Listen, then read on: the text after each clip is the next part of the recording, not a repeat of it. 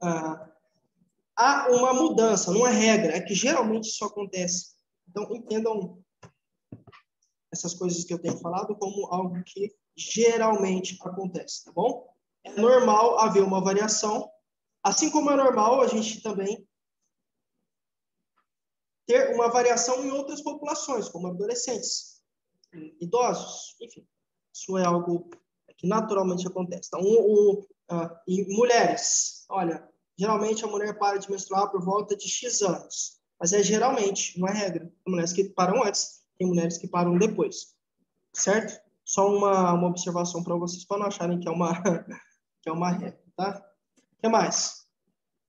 Bom, o que os pais e cuidadores podem fazer para estimular o desenvolvimento motor de uma criança?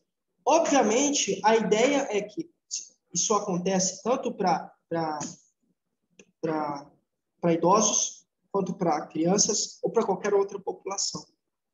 Se você quer estimular, você precisa proporcionar um ambiente que vai promover algo. Então, eu quero estimular raciocínio lógico. Ora, eu preciso, então, desenvolver um ambiente onde eu vou fazer a criança desenvolver esse raciocínio lógico. Como? Sei lá, por meio de matemática? Por meio de joguinhos de raciocínio lógico? Não sei. Então, a ideia aqui, gente, é que se eu quero trabalhar o desenvolvimento motor, eu preciso oferecer um ambiente, tá, rico em estímulos motores sensoriais. Um ambiente vai favorecer esse desenvolvimento motor do meu filho, da minha filha, enfim, sei lá, da criança em questão. Por exemplo, colocar a criança livre num tatame no chão para que ela possa se movimentar e rolar.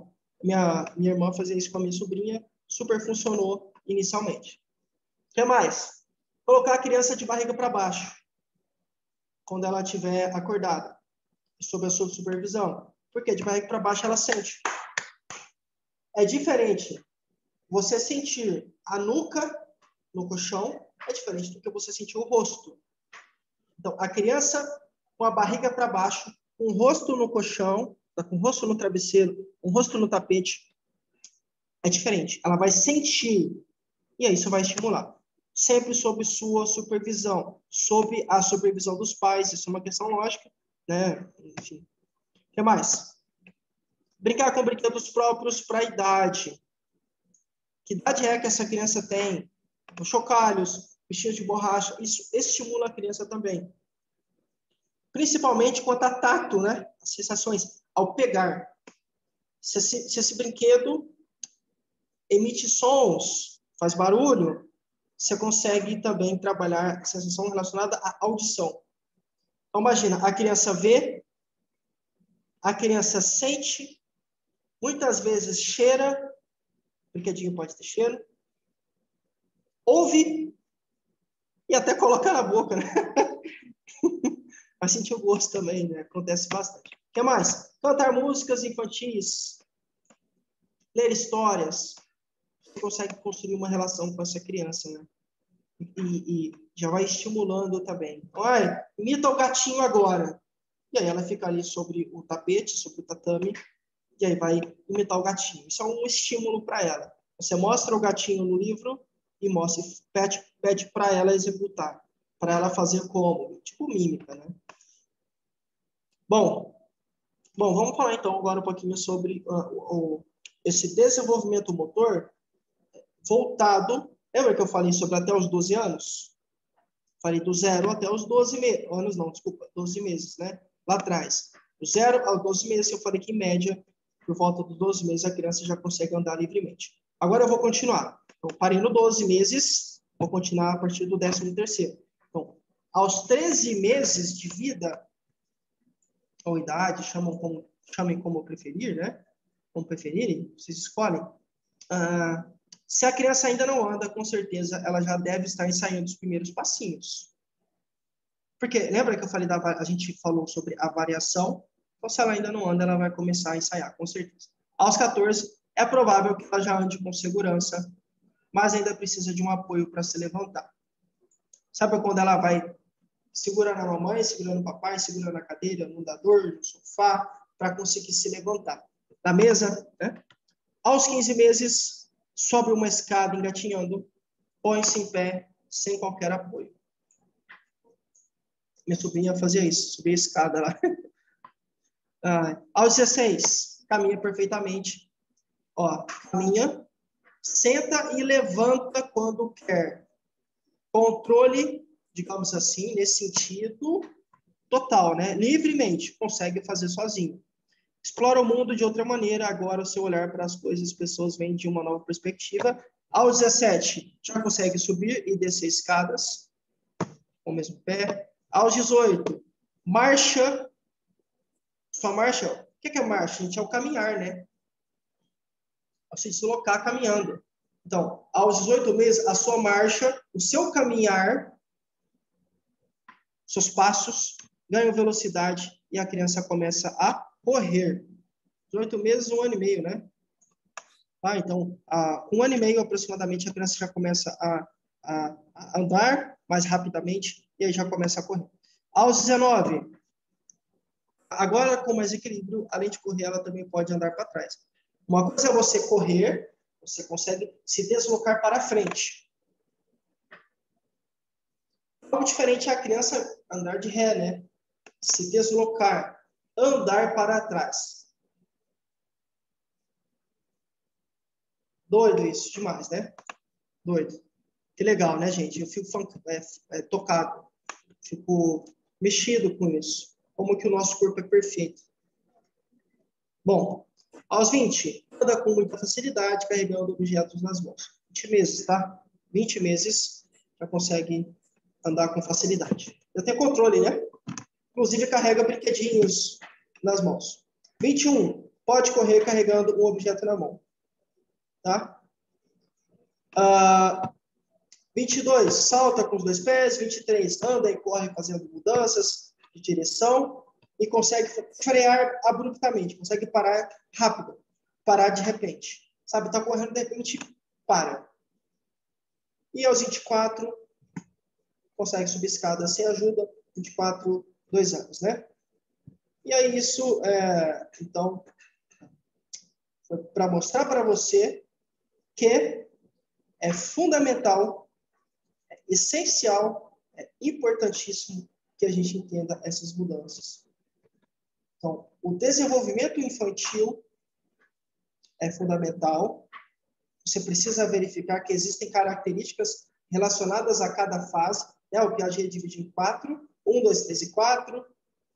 Se eu não me engano, mas eu acho que eu lembro, do 0 aos 2 anos, dos 2 aos 7, do 0 aos 2, dos 2 aos 7, do 8 ao 12 e a partir dos 12. 4 fases. Cada fase tem as suas características. A sua criança, a criança que você cuida ou a criança que você tem contato, necessariamente deve estar em alguma dessas fases, lógico. E aí, cada fase tem as suas características. Você tem que ficar atenta a acompanhar o desenvolvimento dessa criança. Tá? Entretanto, existe um outro tipo de desenvolvimento que também precisa ser acompanhado por você. E aí, aqui é o desenvolvimento motor, que tem a ver com, a gente falou sobre movimentação. A criança anda, corre, pula, salta, sobe escadas, rola, levanta a cabeça, corre com objetos, movimentos. E isso, conforme o tempo passa, tende a melhorar. Então, do 0 aos 24 meses de idade, você tem inúmeras mudanças. Cada criança tem o seu tempo, mas geralmente as coisas acontecem em um determinado tempo. Tem que acompanhar também para ver se está tudo bem. Se a criança não apresenta dificuldade quanto à questão motora. Certo? Isso é muito importante. Bom, eu vou relatar um fato para vocês entenderem a importância do acompanhamento. Então, a minha mãe cuidava de 2 crianças, era amiga, né? Mas ela, como ela era mais velha, ela cuidava de 2 crianças.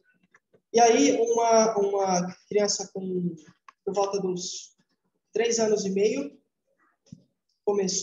ela andava, e de repente ela começou a não andar mais, começou a ficar tipo mais lenta, mais paradinha e tudo mais. E aí a minha mãe disse para os pais, né, olha, acho que tem algo errado com essa criança, porque ela não... Ela andava, corria, pulava. De repente, não está mais fazendo isso? Não tem algo errado, não? E aí os pais negavam. Não tem nada, você acha que isso aí é rolo dela, é manha? E aí o tempo passou, eram duas meninas. E aí a mais nova, essa de 3 anos e meio, era a mais velha. A mais velha tinha 3 anos e meio. Essa mais velha começou a apresentar essa mudança no comportamento motor, e aí a mais nova começou também. E aí a minha mãe falava, olha, isso está estranho, as duas, será que a mãe é das duas? Enfim, moral. Os pais não deram créditos, não procuraram e tudo mais. E aí essas crianças começaram a apresentar dificuldades e aí ficaram com paralisia. Então, não andam, né? Não andam, não...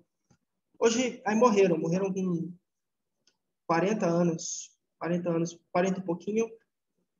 Mas o que eu quero dizer? A importância do acompanhamento. Caramba, 3 anos, não tem como. Peraí, mas uma coisa é a manha, outra coisa é a criança estar mais acanhada. Criança quieta é sinal que tem algo errado, né? Ou ela aprontou, ou tem algo errado com o corpo dela. A gente sabe que a criança é muito ativa, bicho que não para. Tá? Então, o acompanhamento é fundamental. O que eu quero dizer é que se esses pais tivessem dado a devida atenção, provavelmente o desfecho seria diferente. Teriam evitado muitas situações chatas relacionadas à dor, constrangimento, a raiva, a frustrações dessas crianças que cresceram. Então, apresentaram paralisia quando crianças, e aí, posteriormente, ficaram adolescentes, ficaram jovens, adultas, em cadeira de roda. E aí elas, enfim, tiveram uma vida bem diferente do que poderiam ter se os pais tivessem considerado. Então, acompanhem. Levantem a mão. Peçam ajuda. Recorram aos pais, aos profissionais. Não pode deixar passar, tá, gente? Isso é fundamental. E é o nosso papel também. Agora, a gente vai explanar, conversar um pouco sobre um outro item que também é muito importante, que é do outro lado agora. Nós falamos sobre a fase 1, e agora a gente vai conversar um pouco sobre a última fase, digamos assim, da vida, né? Brincadeira, óbvio, mas vamos falar sobre a velhice, especificamente sobre algumas questões relacionadas à psicologia do idoso, tá? Psicologia do idoso. E aí, por que é importante? Porque quando a gente lida com a psicologia do idoso, a gente consegue, de alguma forma, compreender alguns comportamentos ou algumas características dos idosos, das pessoas idosas, né, que se encontram, que têm 60 anos ou mais, óbvio. Como, por exemplo, dificuldade de memória, demência e desorientação, que significa o quê? Falta de orientação, né? Calma que a gente vai chegar lá. Bom, antes de tudo, você tem que, para falarmos sobre psicologia do idoso, você tem que entender o que é psicologia, né? Senão você não vai entender se eu não entender o que é psicologia, não adianta a gente falar sobre psicologia do idoso. Bom, segundo a Associação Americana de Psicologia, psicologia nada mais é do que o estudo dos processos mentais do comportamento humano. Psicologia vem de psique, radical. Psique vem de alma. Mente. Aí, voltamos. Bom, então, psique vem de mente, vontade e emoção. Psique é o estudo da alma, certo? Então, psicologia é isso, a gente vai estudar os processos e os comportamentos humanos para tentar compreender, certo? E aí, quando a gente fala, então, de psicologia do idoso, o que é que a gente quer dizer? Que essa psicologia se refere ao estudo da mente. Como é que ela funciona e de que maneira ela afeta o comportamento humano. Show! Muito bom, né? Como funciona? E o que a mente, vontade e emoção tem a ver com o comportamento humano? Então, por que, por exemplo, quando você está triste, há uma tendência a você se isolar? A psicologia vai procurar entender isso. E por que é que pessoas com raiva tendem a ser agressivas? Por quê? Ou alguém com ciúme, enfim. Então, você vai entender a mente, a vontade e a emoção do ponto de vista, né, da ideia de que essa vontade, essa mente, essa psique, essa alma pode e vai interferir no comportamento do ser humano, independentemente da idade, né? Bom, e aí a psicologia do idoso, ou psicologia geriátrica, psicologia do envelhecimento, é a área da psicologia que estuda o comportamento das pessoas que tenham 60 anos ou mais. Óbvio, né? Senão não seriam idosos. Psicologia do idoso, lembra? Eu já falei bastante sobre isso, quem é o idoso, no sentido de idade, 60 anos ou mais. Então, psicologia do idoso é a psicologia que está voltada para pessoas que tenham, no mínimo, 60 anos. Bom, com o envelhecimento, a gente tem que, precisa entender, né, esses pontos. Com o envelhecimento, a pessoa se depara com algumas mudanças diferentes na sua vida. Muitas perdem o marido, perdem a esposa, não trabalham mais, às vezes perdem, precisam amputar uma perna, um braço, sei lá, alguma coisa por conta da diabetes, por exemplo, né, lógico, né, gente? Já não tem mais um vigor físico, não tem mais tanta força. Enfim, aí você vai tendo várias, não consegue ouvir tão bem, não consegue se livrar tão bem, e aí você vai tendo uma mudança. Várias mudanças que acontecem na vida da pessoa. Essas mudanças se expressam ou acontecem em aspectos emocionais, psíquicos, físicos e sociais. Até aí, tudo bem. Essas mudanças acontecem com todas as pessoas, inclusive comigo e com você. Preciso informá-la, né? Informá-la. Então, acontece. Mas a questão aqui é, o que que determina o desfecho dessa história? Depende muito de como cada indivíduo vai lidar com essas alterações. Então, a forma com que o idoso lida com essas questões, com essas mudanças, contribui de forma positiva ou negativa para a sua qualidade de vida. Olha, perdi o emprego. Se isso é muito negativo para mim, se eu lido de forma negativa, minha qualidade de vida vai lá embaixo. Bora, se eu tenho agora uma barriguinha, né? Eu não tô com a barriga trincada, barriga tanquinho. Se eu lido com isso de forma negativa, minha autoestima cai, minha qualidade de vida cai, meu bem-estar cai. Percebem? Se eu não tenho mais um trabalho que eu amava, fui dispensado da empresa por conta da aposentadoria. Não lido bem com isso. Autoimagem prejudicada, prejuízos na questão emocional, enfim, aí você vai desencadeando. Então, a forma com que o idoso vai interpretar e lidar com essas questões vai contribuir de forma positiva ou negativa para a sua qualidade de vida. Certo? Isso significa que é fácil lidar com essas alterações? Claro que não. Não é fácil lidar com essas alterações, não, tá? Mas é possível. Certo? É possível. Então, nem sempre é fácil assimilar, trabalhar, acertar todas essas transformações sozinho. Por isso, a gente vai precisar de ajuda de um psicólogo. E seu idoso,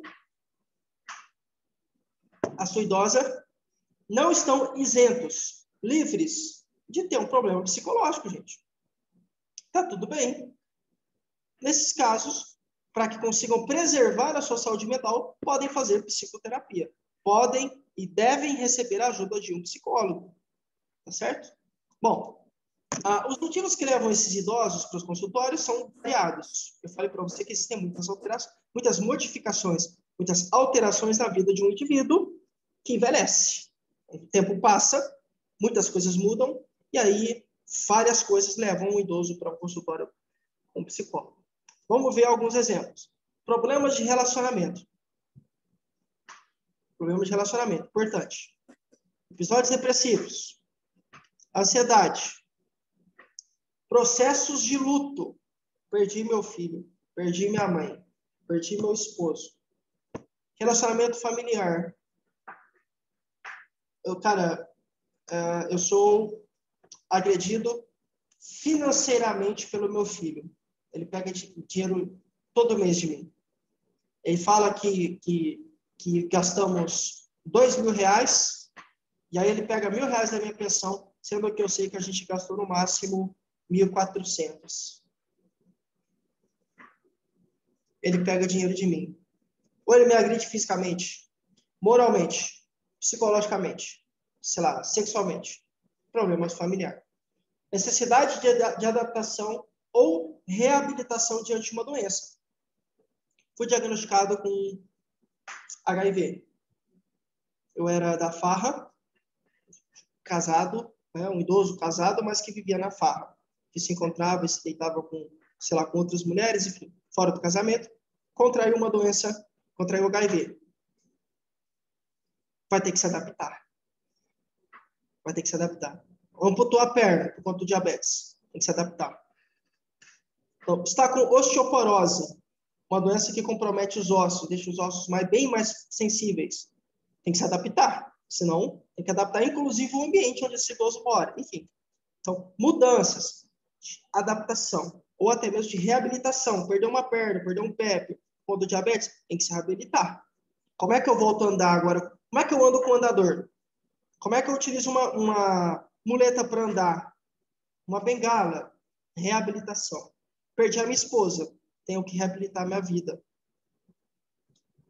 Está passando por um processo depressivo, está conseguindo vencer, mas tem que reabilitar a vida, porque ele deixou o trabalho, deixou a obra que ele fazia na igreja, enfim. Era o responsável do bairro, dava de associação do bairro, deixou tudo. Precisa reabilitar. Isso tudo leva uma pessoa idosa a um consultório, a passar com um psicólogo.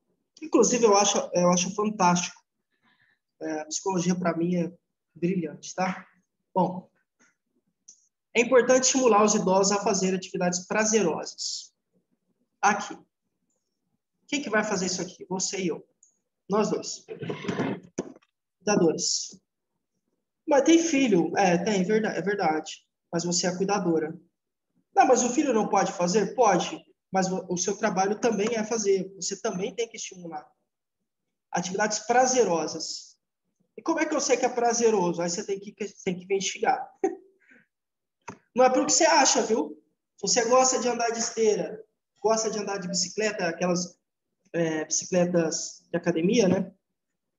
Que não tem roda e tal. Se você gosta de andar daquilo, significa que o idoso vai gostar também. Então, atividades prazerosas para ela, para a idosa. Para ele, para o idoso e não para você. Que podem ser, obviamente, realizadas sozinhas. Então, o idoso gosta, sei lá, de fazer pintura. O cara era pintor. Era um artesão, gosta de fazer artesanato, sei lá. Ou podem ser em grupo.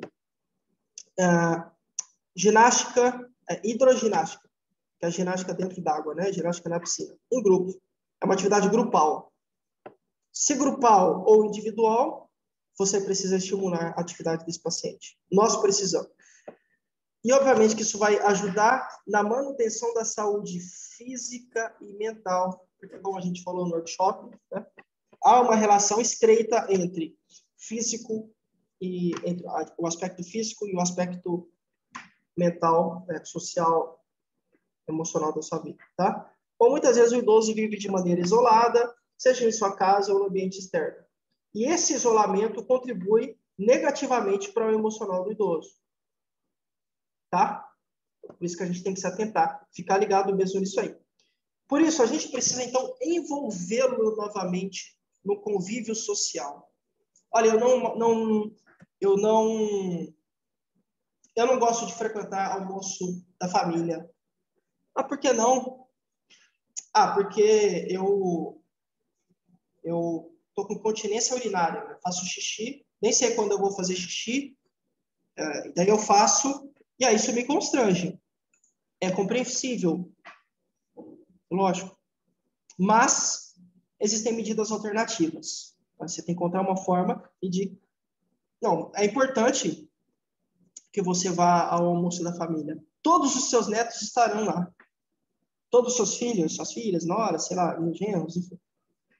Importante. Então, a ideia é reinserir, é colocar esse idoso de novo no contexto social. Considerar o aspecto social. Ela não trabalha mais. Para ele, o trabalho é importante, porque no trabalho ele ficava com os amigos. Olha, talvez ele tenha amigos lá no campo de bote. Lá a cidade tem um programa, a prefeitura tem um programa que tem como público-alvo a população idosa. Fazer exercício ao ar livre de idosos. Então, precisa colocar, envolver esse idoso novamente na sociedade, envolvê-lo com pessoas, é o nosso papel também. Isso impacta diretamente no seu psicológico. Praticar jogos de mesa é uma questão importante, né, gente? Jogos de mesa tecnológicos, a tecnologia tem nos auxiliado significativamente, né? Tem nos auxiliado, assim, bastante, mas você precisa estimular porque nem sempre os idosos querem, ou dificilmente. Muitos têm, inclusive, preconceito com tecnologia. Por isso, você tem que estimular, né? Jogos de mesa, é importante, com certeza. Você trabalha estratégia, por exemplo, no xadrez. Você trabalha memória, por exemplo, no jogo de memória. Você trabalha lógica, quebra-cabeça, por exemplo, enfim, aí por aí vai, né? Alongamentos e ginástica, isso aqui você está principalmente focado na questão física, mas que repercute também em algo emocional. Criar algo novo. Porque criar algo novo impacta em esse idoso querer se reinventar, inovar. Certo? Então, não necessariamente é fazer algo que nunca foi feito no planeta Terra. Nossa, eu vou fazer uma descoberta. Não, a ideia não é essa, necessariamente. A ideia aqui é, você pode fazer algo que todo mundo faz, mas de um jeito diferente. Tá? Então, vamos lá. Não é isso que eu estou falando, tá? É só para você entender que o criar algo novo aqui tem a ver com essa ideia. Eu só vou pegar uma metáfora, vou fazer uma analogia para você entender. iFood. O que o iFood faz? O iFood conecta pessoas que querem comer com pessoas que fazem comida. É isso. E com pessoas que querem trabalhar. Então, o iFood tem clientes que consomem comida, tem clientes que fazem, digamos assim, que fazem a comida, são os restaurantes, e tem ainda aqueles entregadores. Então, o que é algo novo? Isso já acontecia no restaurante. No restaurante você tinha, no restaurante físico mesmo, você tinha quem fazia comida, você tinha quem ia lá comer e tinha quem entregava, quem levava a marmita na casa das pessoas. Mas o iFood fez exatamente isso que já acontecia de um jeito novo, por meio de um aplicativo. E agora ele emprega milhões de pessoas, emprega muitas pessoas.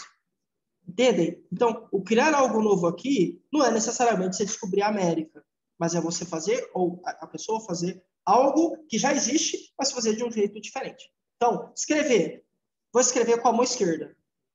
Eu sou destro, trabalho com a direita, vou trabalhar agora com a esquerda. Algo novo. Vai ter que trabalhar a coordenação desse idoso. O que mais? Restaurar algo antigo.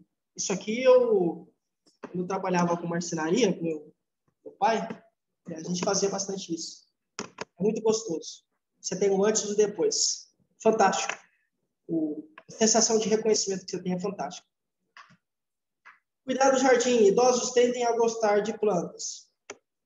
Porque muitos foram criados com o verde, ou tiveram contato com o verde desde muito cedo, né? Foram criados em roça, ou até mesmo, pode até ser em cidades, mas as cidades não eram tão asfaltadas, não eram florestas de cimento, né? As cidades não eram tão asfaltadas, você tinha muito verde. Então, o verde, o contato com a natureza, o contato com as plantas pode e vai auxiliar esses idosos. Então, o cuidar do jardim pode ser um estímulo para manter essa pessoa ativa. Ouvir música, principalmente se você se atentar não só ao estilo de música que a pessoa gosta, mas, se possível, ao cantor, a cantora, ao artista. Tá? Isso é uma coisa, eu gosto de rock. Mas que rock você gosta? Quem quer que você gosta? Eu gosto de ouvir Elvis Presley, sei lá. Então, aí você coloca um Elvis Presley pro idoso, por exemplo. Para idosa, né? Bom, aí eu vou agora começar a falar um pouco sobre um ponto que é bastante comum e precisa de muita atenção, que é, ou está voltado para, a dificuldade de memória que muitos idosos apresentam. Isso aqui é um relato, é uma queixa de muitos idosos, dificuldade de memória. Em algum momento isso aqui pode ser prejudicial, já falamos, inclusive, em umas 2 ou 3 aulas atrás, mas a gente vai retomar, tá? Alguns dados aqui que vocês não tinham ainda. Bom, pequenos episódios de perda de memória podem ser comuns. Possibilidade. Podem ser comuns entre pessoas idosas. Mas percebam que há, pequenos episódios. Não é sempre. De vez em quando isso pode acontecer. Certo? Bom, vamos lá. Alguns estudos têm mostrado que aproximadamente 70% dos indivíduos com mais de 60 anos reclamam de dificuldades para se recordar de algumas lembranças. Então, 70%. Então, você tem 1.000 idosos, aproximadamente 700 reclamam de dificuldades para se recordar de algo. O que isso mostra? Que grande parte, né, desses idosos tem queixas. Por isso que a gente tem que olhar para essas queixas de uma forma diferente, olhar com mais atenção, entender o que está acontecendo, o que é que está por trás disso. Beleza? Bom, esses lapsos que podem acometer mulheres e homens, não há algumas doenças, né, como a gente fala, normalmente são mais comuns em homens ou mais comuns em mulheres. Tá? Entretanto, tanto homens quanto mulheres relatam, se queixam de esquecimentos, se queixam de problemas ou dificuldades de memória. Por que isso acontece, professor? Acontece por conta da morte de neurônios. Quem são os neurônios? A gente já falou. São as células do cérebro. Então, você tem células cerebrais, certo? Células que mantêm o nosso cérebro em funcionamento, células que permitem a execução de determinadas funções, né, do nosso cérebro. E se essas células morrem, obviamente você começa a ter falhas do cérebro, certo? Uma questão lógica, né? Se quem faz o cérebro funcionar bem morre, o cérebro não vai funcionar bem. É uma relação, assim, é uma questão bem lógica. Então, por isso que a falha ou a dificuldade de memória é bem recorrente em idosos, tanto homens quanto em mulheres, porque conforme o tempo avança, conforme você envelhece, há uma morte de neurônios no seu cérebro, certo? Os neurônios morrem, consequentemente você começa a ter problemas de memória. E o lance o envelhecimento compromete mesmo, tá, gente? Os neurônios. Por isso que você tem que estar sempre se exercitando, intelectualmente falando.